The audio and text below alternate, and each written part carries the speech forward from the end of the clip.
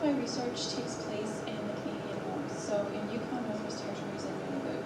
So for those of you who have had the privilege of going up there, you know it's quite a different place, a different landscape, much more sparsely populated, and really the Arctic circumpolar is considered kind of the canary in the coal mine for a lot of climate-associated impacts on our planet.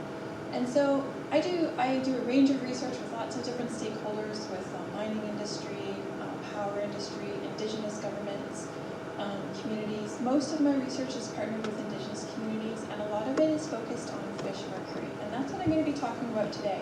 I also do research on water quality, on fish abundance, on different water resources, but fish mercury is something that is really, really interesting because it allows us to think about the connections between the landscape and the water and the fish, and also between all of those things and humans.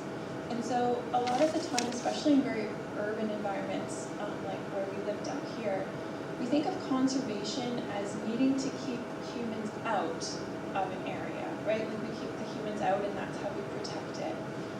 But in indigenous ways of knowing, and in other ways of knowing globally and up north, keeping humans as part of the ecosystem and keeping that connection with the ecosystem is what leads to effective stewardship and conservation. Because if you're not connected to the landscape, you're not really going to want to protect it, right? So that's what I'm going to talk about today. I'm going to talk about one case study that I've been working on since 2013, so almost 10 years, with a group called Decho First Nation. So the Northwest Territories is divided into several regions, cultural and language. The Decho region is in the southwest part of Northwest Territories. If you're familiar with places like Hay River or Fort Simpson, that's where the Decho is, and the language spoken is Denijeti. The picture you see here is from a fish camp, and so I'll talk about this in a bit, but we go out and sample, and then in a Western science license, it will say, oh, you have to dispose of your fish carcasses when you're done, which is traditionally we sink them. But when you're up north, this would be very, very disrespectful. So after, to the animal, that can be used. So after we finish sampling, we actually smoke, dry, or fillet the fishes and bring them back to elders in the community for consumption. So, all right. I did want to thank this research. Research in the north is really expensive. So I think I paid a $50,000 helicopter bill the other day for 1 week. So you have to raise a lot of funding to make this happen. So these are all of the funders of the program over the last 10 years. And then all of the collaborators that I work with. But I'd really like to highlight the nations, which include Flikiwe, Kagitu, Jinru River, Dega Goti, Pedziki, and Sambake. So about 10 years ago, actually 12 years ago, I was still postdocing, and I got a phone call in my office. I was at the University of Alberta at the time. And I picked up the phone, and this person said, "Hi, Heidi, it's George." And I was like, "Hi, George. I have no idea who George is at all." And he said, "Yeah, I heard about you. I heard you work on mercury, and you really like working with communities. And we have some communities up here that are very concerned about mercury, so could you come up and talk to us?" And that's how this started, was a guy named George. And now, I call them mom and dad because I go up there so much. So the communities had several questions, and they had this series of return to country food workshops. And so what happened in the north, inflation down here is crazy. Food prices up there are insane. Like food, more than 72% of households in the north are food insecure. And last time I was up in Nunavut, 1 green pepper cost $16, and 4 liters of orange juice was $38. So it's a really dire situation, and people really rely on their traditional wild-caught and wild-hunted foods, so moose, beaver, caribou, as well as fish. But folks had heard that there could be high mercury concentrations, and there are high mercury concentrations in some of these fish, so they got concerned about, well, is it safe to be eating these fish? If you're exposed to too much mercury, you can have developmental issues, cognitive impairment, there's some cardiovascular effects, etc., etc. But you have to consider the risks as well as the benefits of eating fish. So there's food security, omega-3 fatty acids, and selenium. Sometimes as scientists, we really like to focus on the problems. sometimes, well, the cynical part of me thinks that that's sometimes because it gets you more money if something's a problem. If you found a solution, you're not going to get money to work on it, right? So you need to look at both sides of the coin here. If people are being exposed to a little bit of mercury, that's not great. But if that results in them eating very poor quality, cheap food from the northern, the health risks might actually be greater from that than from mercury. So you can start to see that this becomes like a really multifaceted problem. There's socioeconomics, there's cultural well-being, there's science, all these things. So the communities wanted to know, hey Heidi, why do some of our lakes have high fish mercury and some of them have low fish mercury? How will climate change and resource development affect the fish mercury levels? And if there is high mercury, is there anything we can do about it? So the first thing is to start talking about mercury. Mercury is like any other element. It's naturally occurring. It's been around since the Big Bang. But normally it would be, most of it would be tied up in rocks, so in the lithosphere. And as humans, our activities tend to put mercury into the atmosphere. So this happens by burning of coal, but actually the biggest source of mercury now to the atmosphere is artisanal gold mining in the global south. So when you don't have a big commercial scale gold mine, but you're just kind of panning, you add mercury and that will extract gold.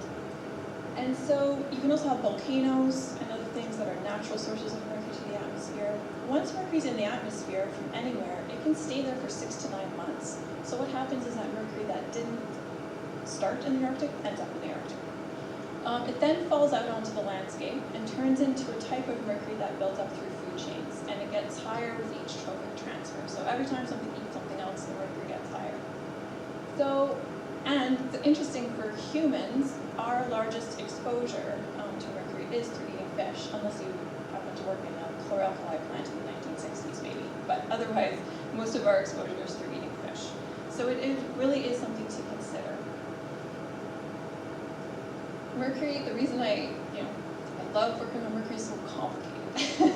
So there'll always be something really interesting to think about. So when you think about how much mercury is in a fish, generally fish that are bigger and older and feed higher in the food chain have more mercury. But it will also depend on what other fish are in the lake. Is the lake tea-colored or is it clear?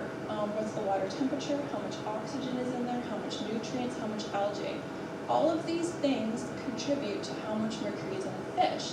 So figuring out why some lakes have high mercury and some lakes have low mercury means you have to study the whole ecosystem. You can't just kind of go in and take a sample and be able to figure it out. So just for a little bit of a map, here's the Decho region of the Northwest Territories, and here's our study lakes. Oh, anyway, that's dead. Those are our study lakes. So the inset map is just a blow-up of that little square. And basically, if you can imagine the landscape, it's fairly flat, except for that little yellow shaded area. That's a really interesting area called the Horn Plateau. It's now called Idégie, which is the first Indigenous protected area in Canada. It was just created in May 2022. And it is an old coral reef from the Devonian era. So it's really fascinating when you're up there. There's fossils everywhere, the vegetation's totally different, and the water's totally different. So it's taken us 10 years to sample 13 lakes, and that's because a lot of these lakes are fly-in. So to get there, I usually drive the truck up to Yellowknife. I buy a bunch of groceries, I get all the different kinds of fuel and lubricants and oils and motors and everything ready, and fishnets and students and Indigenous guardians, and we fly in on floatplanes. And we usually spend about 10 days to 2 weeks in each camp and sample 3 lakes each year. So it takes a little bit to get everything done and to put this all together. Because it takes such an enormous amount of effort to get there, once we're there, we try to look at everything we can. So we capture fish and we sample them, and we look at their mercury levels, their nutrient levels, what they eat, where they eat, their age, size, and weight. We look at the lake water chemistry, we look at the sediment chemistry, so I put a thing down to the bottom of the lake and get the mud. We look at the bugs that are in the lake, and then using GIS and spatial, like satellite data, we look at the catchments around the lake. What's the land cover? Is it deciduous trees, coniferous trees, steep slopes, shallow slope, all that kind of stuff gets quantified. And then we most recently have looked at the interaction of all these factors and what drives the fish mercury. The one thing that we think is quite unique about this program is that it's partnered with Deschutes First Nations ABROM, which is an Indigenous Guardian program. So in every camp, there's me, sometimes a student or two, and then 2 to 4 Indigenous Guardians, and then a Indigenous community cook helper, and camp helpers. And we all learn from each other, which has been amazing. So what this means is there's capacity building for the Indigenous community if they want to expand their skills in aquatic monitoring, but then I also learn about ways of handling animals that are respectful, ways of looking at the land that are completely different from what I was taught. I was taught to think narrowly and very precisely instead of to zoom out and think about how everything is connected.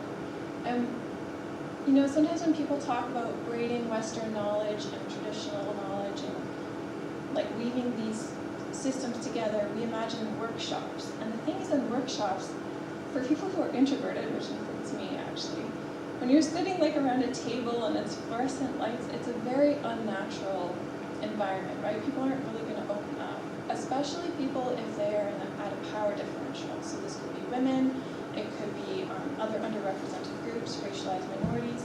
Whereas when you're out at camp and you're just eating together and cooking together, you know, those barriers really start to break down because everything is quite funny after 2 weeks in the bush, especially when the first thing you have to do is like build an outhouse. That tends to like break the ice like pretty quickly. So what we do is we catch the fish and then we sample them, which you can see on the top left and top right, and actually the top is Angus. I've worked with Angus for 10 years. So we take a piece of flesh, we take their ear bones, because you can actually figure out how old the fish is by its ear bones, just like you can count rings on a tree. And then we prepare the rest of the fish for filleting, drying, smoking, take back to the community. That bottom right picture, this was quite funny. So the float plane couldn't get into the camp we were supposed to stay at. So we ended up staying just in a random place in the bush, which means the first thing you have to do is fire up the chainsaws and like make a camp.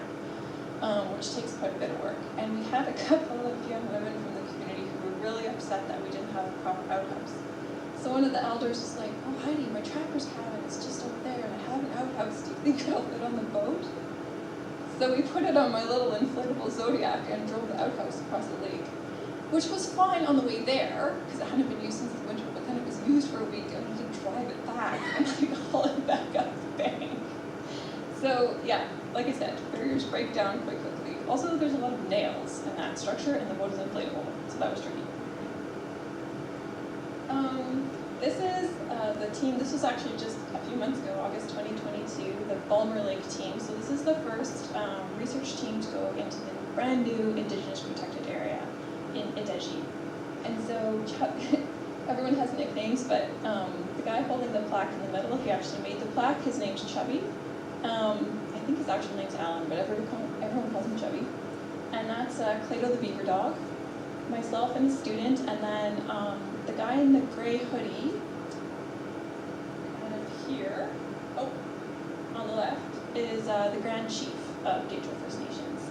And then we have Indigenous Guardians and cooks.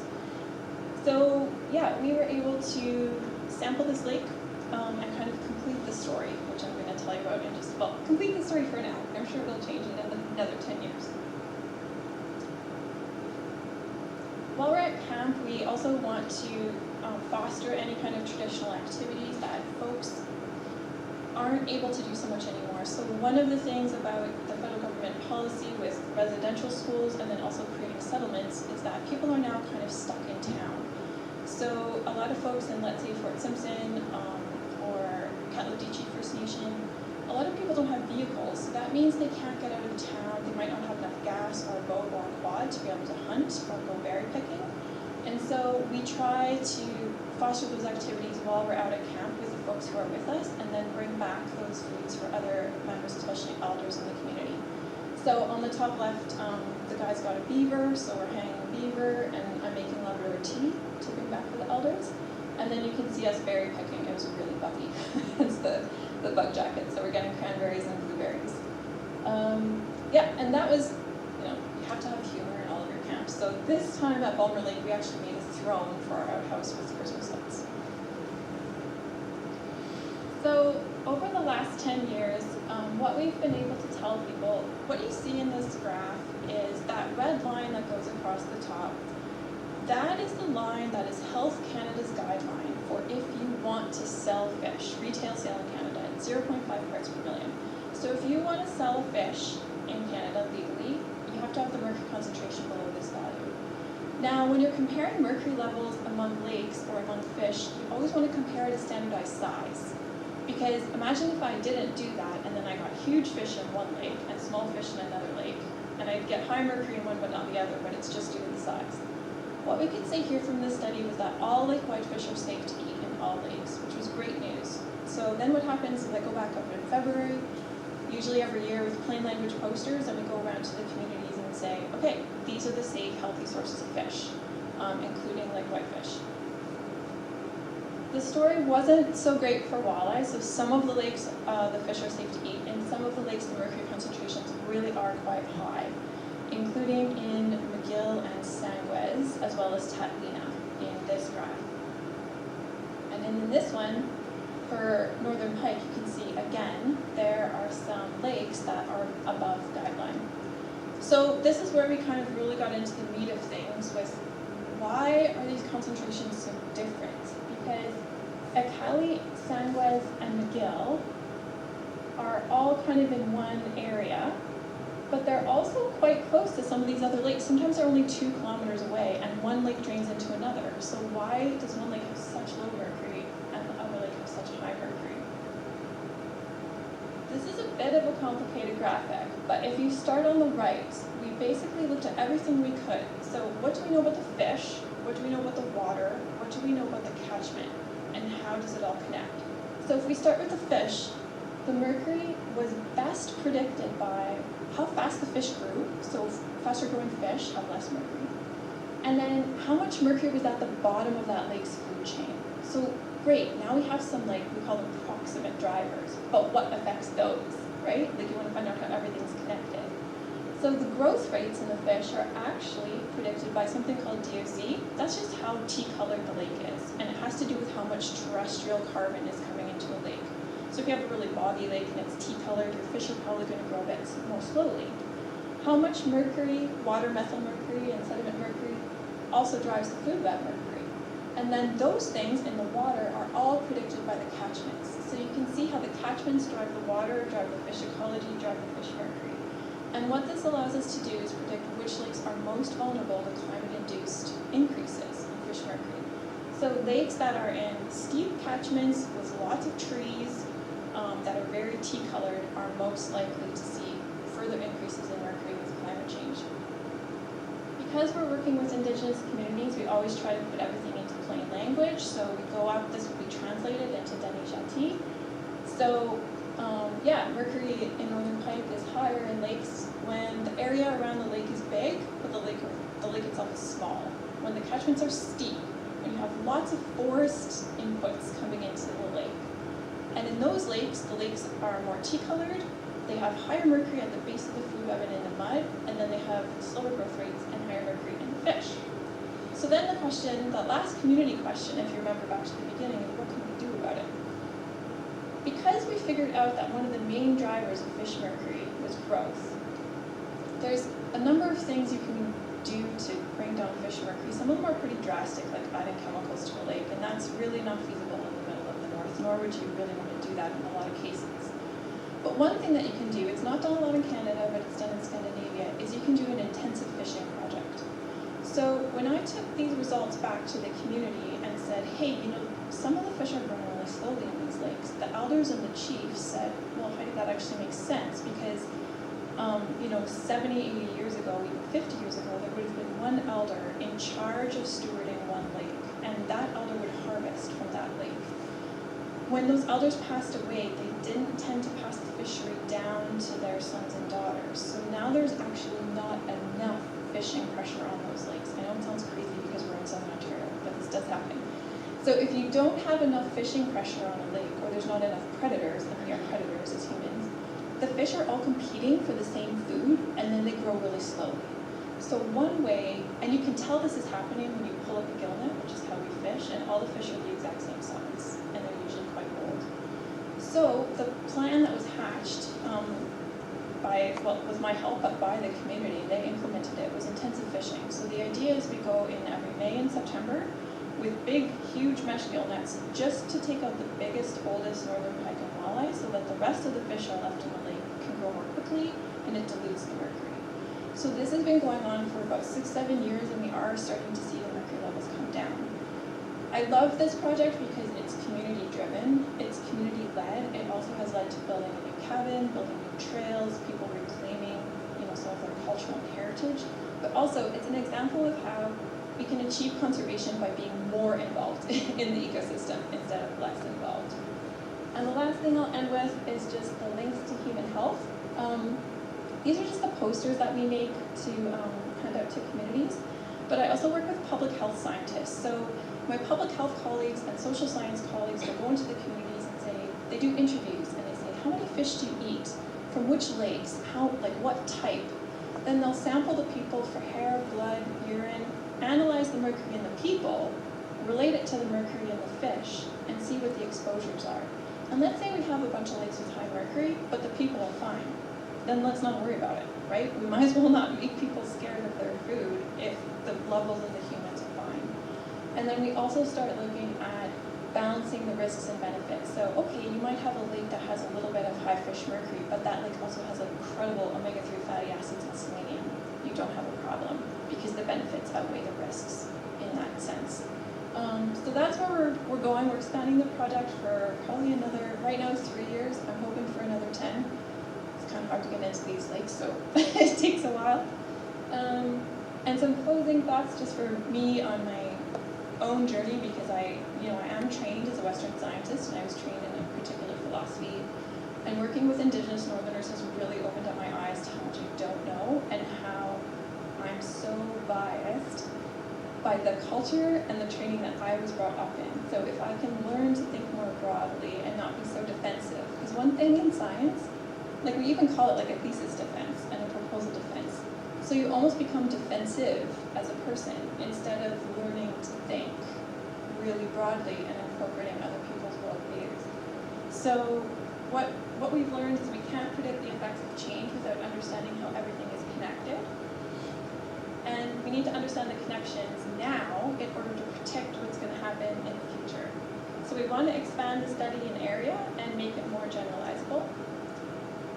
And one thing that I've learned from this is that community priorities come first. So when you're working in the north, as I said before, the socioeconomic conditions are very different. So I could spend a year, planning something, but if an elder passes away, if there's a suicide, if there's catastrophic floods, which there has been the last 2 years in Northwest Territories, your project will not be the priority, and you need to roll with that and understand it because it's not the most important thing in people's lives. And there's a lot more limited capacity in the north, so be flexible. And then, understanding how to listen, again, has been really important for me in the north. And then I often think about what systems and structures within academia. We talk about this a lot at universities. How do we integrate Indigenous knowledge, and how do we perceive and weave together different knowledge systems? But I think the thing that comes before that is learning to be a bit more humble. And sometimes we really want to make progress really fast, so we think, we're going to make a 5-year strategic plan, and we're going to have this course, and then we're going to have this training, and we're going to get there. But you really can't get there until individuals start to internalize, their own perspectives and biases. So I'm kind of interested in where we're going to go from here. Do you want to do questions now, or? Yeah.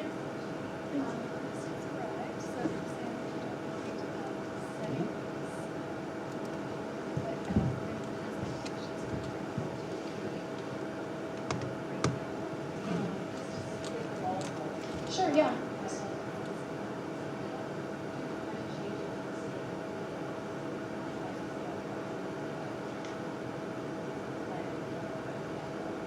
Yeah, so how do climate changes in the north affect the planet in general in Canada? I think I briefly mentioned this right at the beginning of the talk, but we often think of the Arctic as the canary in the coal mine. So the Arctic climate drives global climate. So in the Arctic Ocean, the deep, cold saline waters that move out of the Arctic and into the Atlantic and Pacific are what drive what's called the global conveyor and the whole global climate. So any warming that happens up there, and warming in the Arctic is happening 3 to 4 times faster than in other regions in the world. So that's one thing. The other thing is, of course, carbon storage. So an immense amount of carbon is stored in permafrost in Canada, especially in the Hudson Bay lowlands, and then up through our sporadic, discontinuous, and continuous permafrost in the Arctic. As it warms, the reason permafrost is so great at storing carbon is because, so you have frozen ground, and then you usually have peat on top. And peat doesn't decompose really very fast at all. So you have all of this dead plant material that's kind of locked all the carbon in. It's very wet, which is why it doesn't decompose. And as the climate is warming and those peatlands and permafrost areas are drying out and thawing, the carbon that was in those plants is being released because all of a sudden you're exposing everything to air. And so we're going to have a lot less carbon storage, which will affect sustainability of many things in Canada. And of course, the other thing is water security. So I don't know if anyone was keeping an eye on the news this year, but there's links between, of course, water and climate and warming, but there were ongoing fires in the Northwest Territories this year after it froze. So it froze in October and kept burning.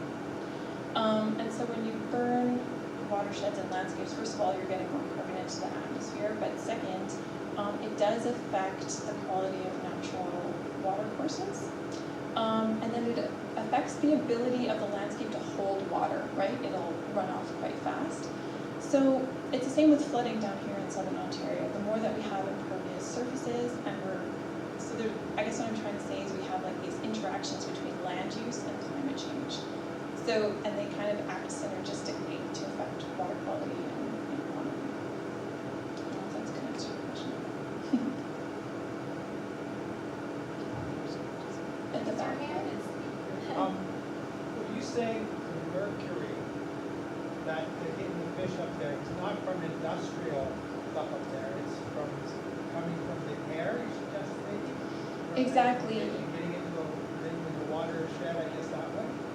Yeah, exactly. So the source of mercury in general to the Arctic isn't the Arctic. Of course, there are some sources in the Arctic, but the vast amount of mercury that makes it to the Arctic originated at more southern industrial sources. So coal-fired power plants, artisanal gold mining, cement production, cremation is actually a source because of dental amalgam in people's fillings. That goes up into the atmosphere, and the reason it falls out in the Arctic is because the atmosphere is so much cooler, so then it condenses and falls down to the earth into the catchments and watersheds of the lakes. Really good question. Yeah. Yes? So you mentioned that one of the solutions, which was not a real solution, was putting sort of like chemicals that would alleviate the negative effects of mercury. Mm-hmm. And I was wondering if the people who are eating these fish, and you're saying that the benefits outweigh the effects that they need to do. I was wondering if there's any sort of medicine available for people who do eat fish. You're talking about how there's more instances of fishing practices in order to take away the mercury. Are there any medicines available for people who live in communities who are, eating fish and that sort of kind of counterbalance the harmful effects of mercury in their bodies? It's a great question.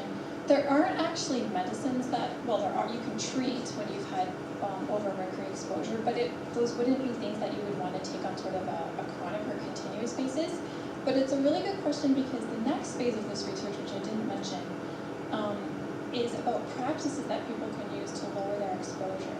So it turns out, much to our surprise, that because people would ask me in camps, this is another way where, once I kind of got over myself and people were asking questions that I hadn't thought of, I was like, oh, that's really interesting. So people said, what happens if you smoke the fish like you're doing? Does that change the mercury? And my first thought was no, like the mercury's not going to go anywhere. But it actually does change how accessible it is in your gut. And so now we're doing a series of experiments with the public health folks. How does smoking and drying fish, which denatures the proteins, and mercury's one of the protein, we simulate the human stomach and we simulate the human gut, and we find out how much mercury is extracted. And when you smoke fish or you dry fish, the mercury is less accessible to the human gut. And also, if you drink tea or tomato juice, it actually binds the mercury and then it's not available for uptake. So there's all these kind of cool things that we're starting to learn that can lower exposure. Yeah.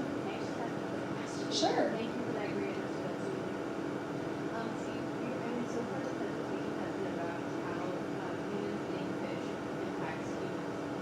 You mentioned earlier that one of the reasons why mercury is really harmful is it impacts neurological development.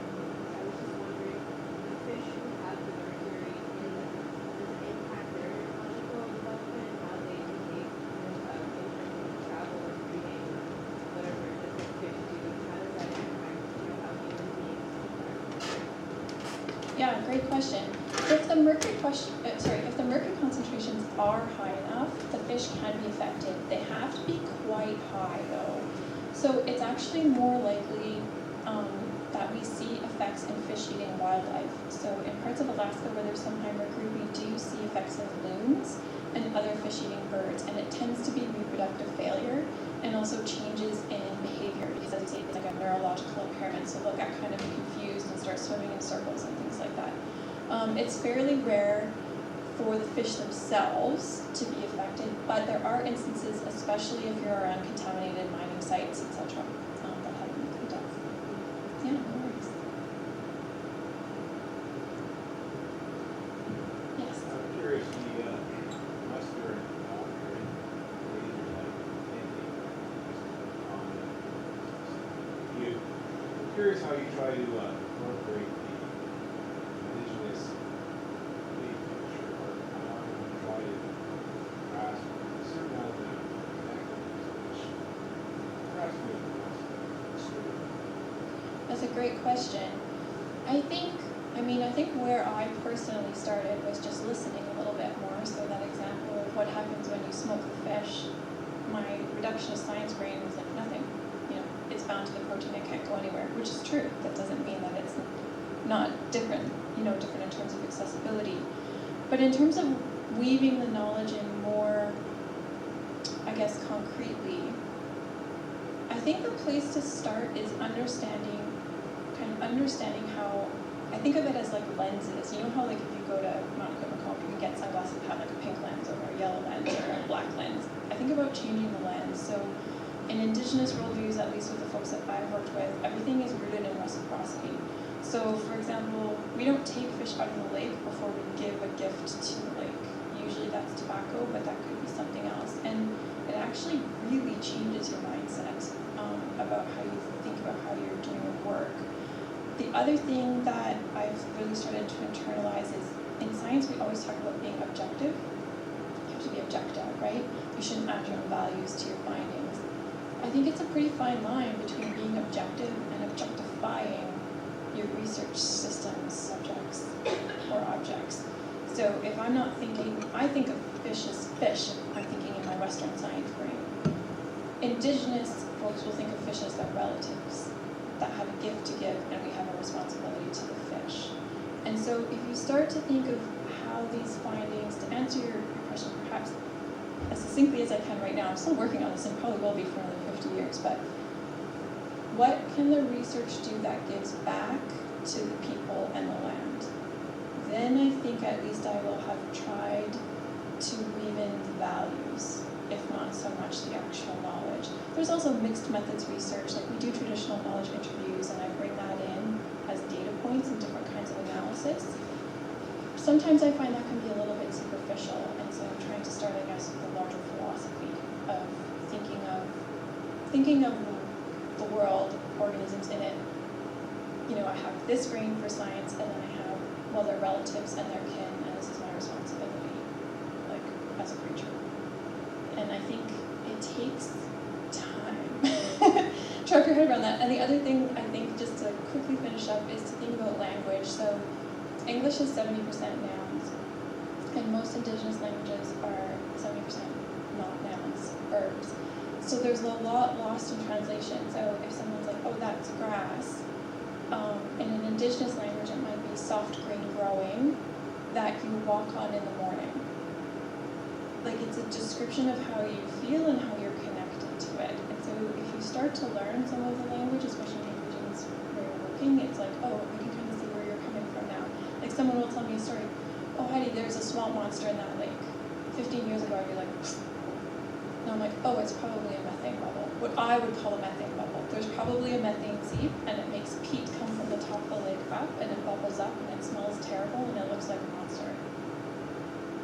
Same thing, different words. I'm not sure if that answers the question. Perfect, thank you so much.